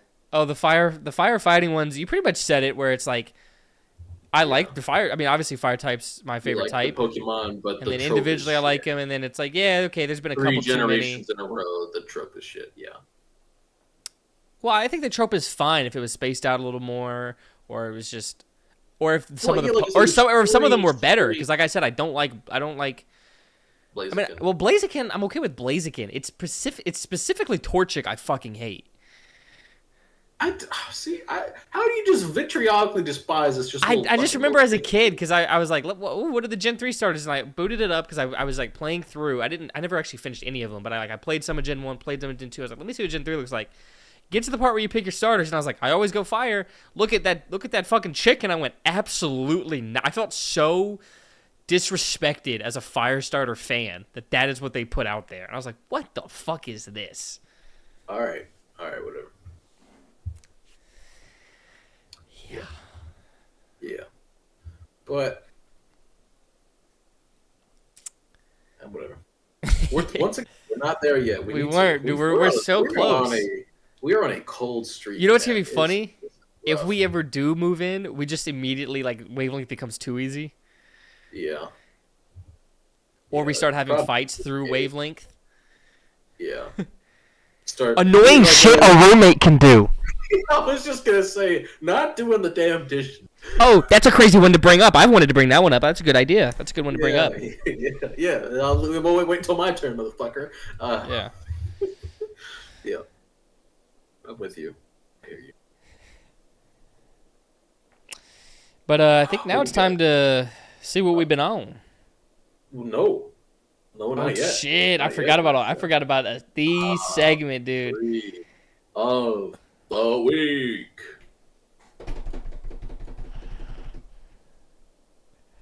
Types of drivers. What a fun one, dude. It's always reversed for that. We reversed it, baby. Yes, sir. Now, I know my number 1. I know my number one. I knew my number one as soon as I texted you the question. Like, Number 2, is this racist? if you have to ask that question, it might be best to keep that one in the vault. Dude, do I let it rip? Maybe it's not a bit. Nah. Dude, I don't know, dude. I might let it rip. I hate that I probably know where you're going with that one too. I don't know if you do. Maybe I will see. I don't know. Well, I don't know. I'm car racist. I'll tell you that right now. Like number one is trucks. I'm very car racist about my number one. Okay, well I have like. I got my top 3, okay. and I'm letting that one I thought of earlier rip. I need to word my number 3 better. I need to be very careful about how I word my number 2. I have to word number 3 better because I don't really know how to put it into words just yet. But I'm thinking like, okay, I got it. No, I go first. Yes. Yeah. Number 3 is just anyone with complete reckless abandon, no regard for human life for the folks around them. It's the folks doing this. That's a 3. It's the folks pulling out right in front of you. You damn near T-boning them because they don't want to be patient, or them damn near T-boning you for the same reason. It's the folks that don't look before they change lanes. You know, like people who are just ready to like when I'm changing into a lane, somebody else wants to get in that lane. They don't already look to see if I'm changing in. They damn near sideswipe me doing like that type of anybody doing this type of shit. All right, yeah, easily one of the worst. Like. Anytime you just have no regard for human life on the road, I do not want to be near you. Like, no thing. Hard pass. Also, honorable mention, people who don't have their lights on in the rain. It's Florida. It rains a lot. You people disgust me. Turn your fucking lights on. It's raining outside. Anywho. Whenever one day someone just needs to edit just like a supercut of you being alt-right, and they just need to cut in out of context, like, you people disgust me. Yeah, like they need to find a clip of me saying at some point like black people or like any other. Of, well, nope, they got they got it now. Like, yeah, it's like you disgust me, and like yeah, somebody is you. You're gonna do this. I was thinking about it. I was like, let me timestamp this. My number 3 is just people who ride ass. Yeah. I look back and I'm like, brother, there's a car in front of me. I don't know what you want me to do. I'm not going any faster. I've been honked at before by somebody riding my ass, want me to go faster while I'm already riding the ass of the person in front of me. Not necessarily riding their ass, it's just bumper to bumper traffic, like ain't nowhere to go. And they're honking like, brother, what do you want me to do about it? It's like this, you've changed to nothing. Girl, there ain't nothing I can do. Yeah. That's my number 3. Your number 2, sir. All right. Number 2. Number 2. Trucks with LED headlights. Yeah. Kill yourself. That's all I have to say. That's all you have to say. Everybody knows what the fuck I'm talking about. Everybody knows when it's like you're driving at like midnight and all of a sudden the sun's coming up. Yes. And you can't, and you're about to crash. Is how it feels. Dude, everybody's been there. These pretty blue eyes are a little more sensitive to light. That's what I'm saying. I'm like, so like, yeah, especially lifted trucks because the way that now they're at eye height. Fuck you. Okay. Fuck you. That's all. Trucks with LED headlights, number 2, easily. My number 2. The guys driving them usually suck as well. Sorry, go ahead. Got to be very careful here. Mm-hmm. My number 2. Okay, so I used to live in the Middle East, like I had said. Mm-hmm. I lived in this little country called Bahrain. Bahrain. I'll be checking the weather in Bahrain sometimes. Oh yeah. Just for fun. Yeah, it was like 102 the other day. But when the Saudi Arabians would come over for their weekend, they didn't really obey traffic laws. Yeah. At all. They had a signature move. Yeah. Called the Saudi swoop, where you're in the far right lane. Yeah. And you have to go left. Yeah. So you hit here's my turn. Through all the lanes of traffic. I see that about once a day in Florida. It's, just not good. Well, here it's different because it's, what do you call it? There's a lot of folks in Florida, a lot of people from it's a shit ton of islands. right beneath Florida. You've got the Dominican, you got Haiti, you got Puerto Rico, you got Cuba. Florida's like a melting pot of all these places, and like, and some of these countries, they don't really follow the traffic laws there either.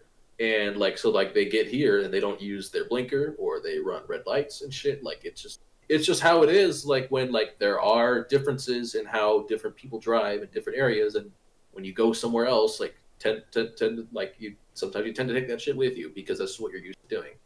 And like, I can't tell you how many Uber drivers I've had that are very clearly from an island south of Florida who did not use their blinker when they would turn or change lanes. Like, it is what it is. I won't say this. I'll say what somebody of this group said to me. Because I was working somewhere and I was following my boss, and his brother was in the car with me. And I was driving around and I was like, damn, he never uses his fucking turn signal. And his brother just goes, yeah, he drives like a Mexican. They're both Mexican.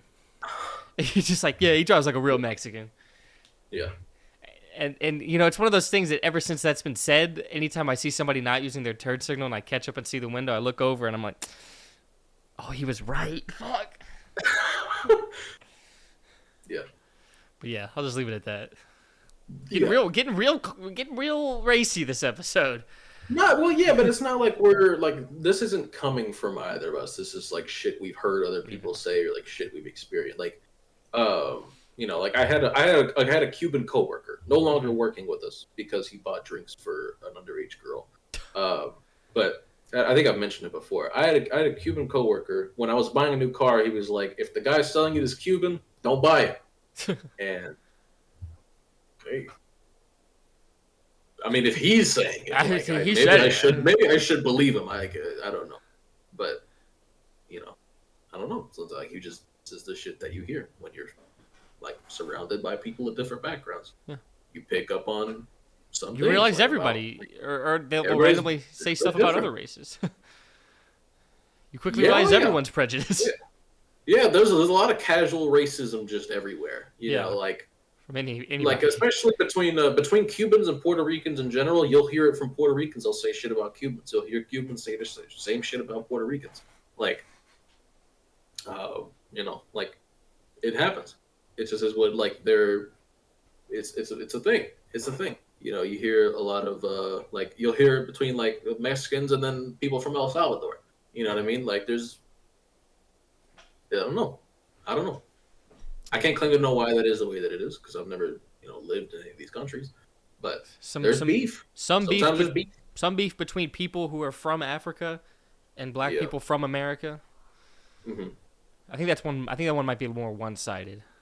Yeah, but I mean, I have a shit ton of like, I've got coworkers from Puerto Rico, from Cuba, from Ecuador, from like, and like, sometimes you do hear a little casual racism.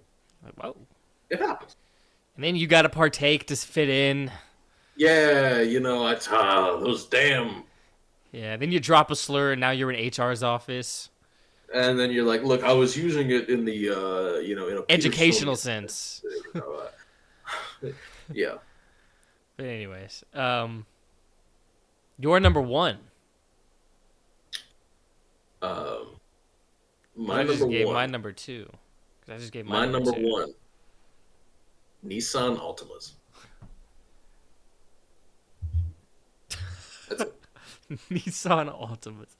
I don't need to elaborate. Everybody's driven next to one before. Probably. I just don't know cars like that. I really actually. I don't. I've never. I have one right outside my window. They watch me while I sleep. That is all I need to say. There's one right fucking there, and there's another one right next to it, like right here. They're reproducing. They're multiplying. They're spreading. You look out the window. There's like now there's 4 of them. They're sitting right outside my fucking window. Nissan Altimas. Altima drivers are the worst, by far. That's it. My number one is my father and anyone who drives like him. Oh my goodness. He's just gotten out of the car multiple times. This is definitely when I was younger. has just gotten out of the car multiple times in like road rage incidents and just been yelling and yelling. And my mom's like, "Get back in the car." But yeah, breathe, brothers. That's My all I'll dad's say. never gotten Relax. out of the vehicle with me, but the worst thing he's ever done, like he has popped his door open before many times, like because he's like he's ready to fucking throw down.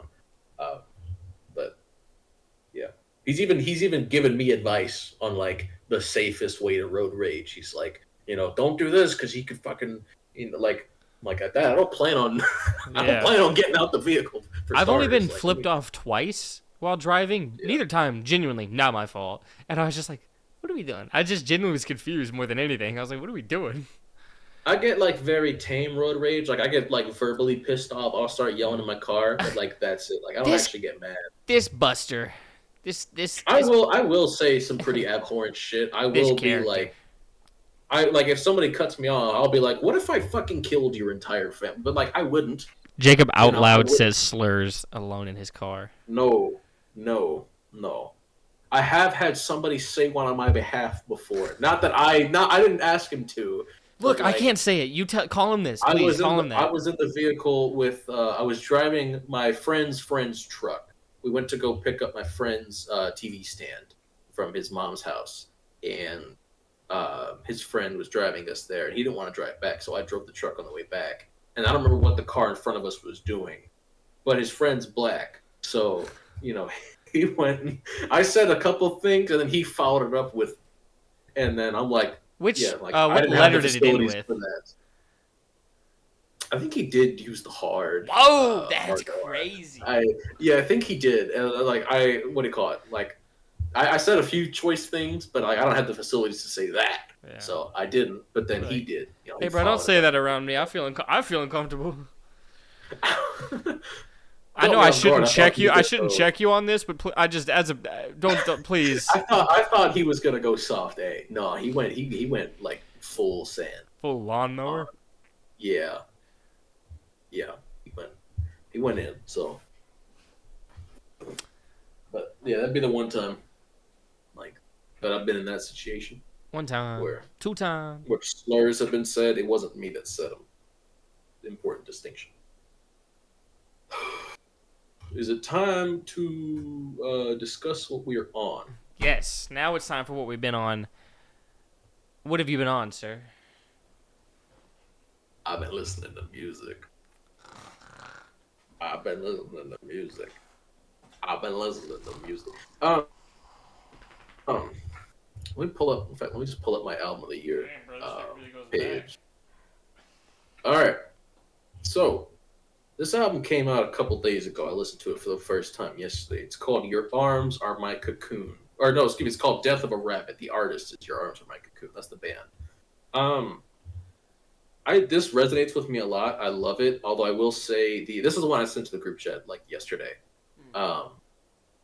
This one I do think some of the screaming, especially earlier on in the album, doesn't sound great. I think as the album goes on, when they do scream, it sounds better. But generally, I do enjoy there's a lot of really soft, really sweet singing in this album, and I really enjoy that more.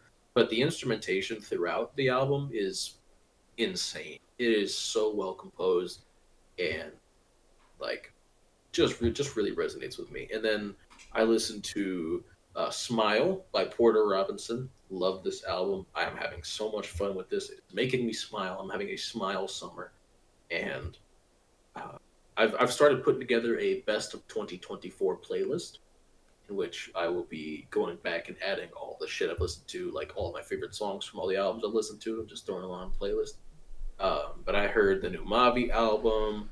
I don't know if I talked about it last week. I might not have, because I don't remember when this. Oh no, I probably didn't. I don't know. But Jack White dropped. I might have talked about this last week. Jack White dropped an album by surprise. I listened to the Vince Staples album that came out earlier this year. I listened to the Raven Lene album. I was listening to this album called "A Lonely Sinner." Really good. And what else? What else did I listen to? I listened to recently. What was it? I'm looking.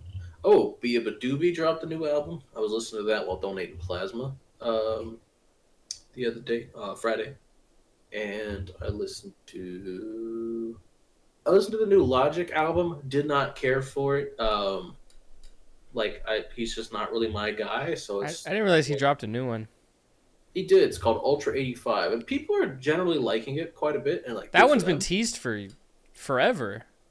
Yeah, it's out. Shit, I didn't know that. I mean, I liked. It's Under Pressure. it's I still go good. back to Under Pressure all the time. Yeah, Under Pressure is really good.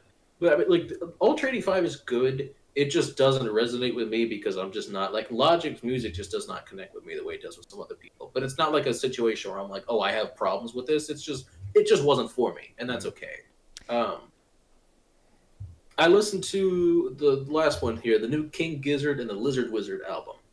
And to me, Giz, the issue I have with Giz, not necessarily an issue, because like they're good. They're a good band, by all accounts, good band, good at what they do.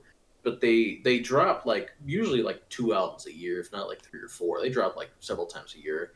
And they're just a group of friends that are like making different types of music. They're constantly switching up what their sound is.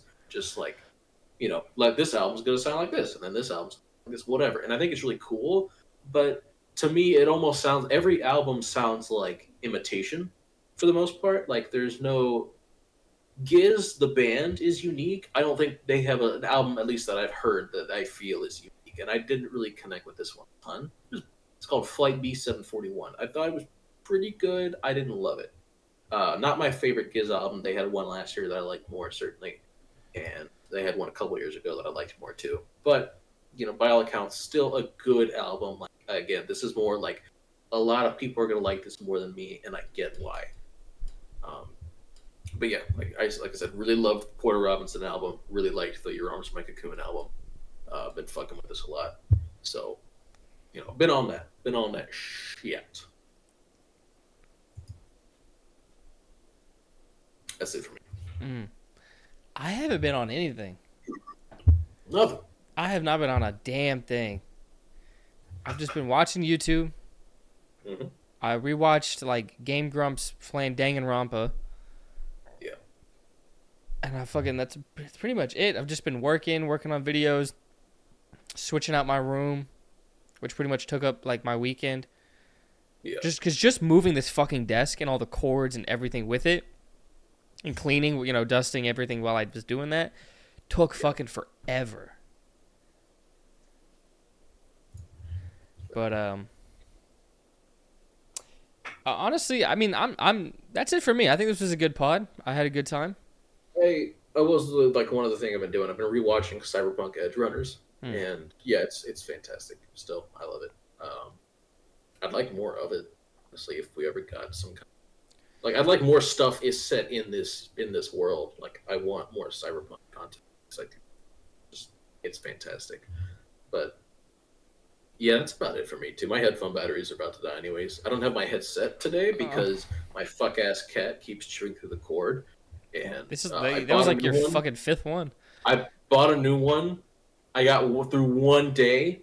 I went to take a nap after I got home from work the next day. I let him in the room to take a nap with me, and before he ended up taking a nap, he chewed on the new cord and broke it. So, yeah. Yeah, that's going to do it for this one, guys. Thank you so much for watching. Comment anything down below. I'd really appreciate it. Like this video, subscribe for more. The next one, as always, is going to be over on Avillion Talks channel, so go check this channel out, subscribe, see that next video. But yeah, thank you so much for watching again. And as always, keep gaming. Peace.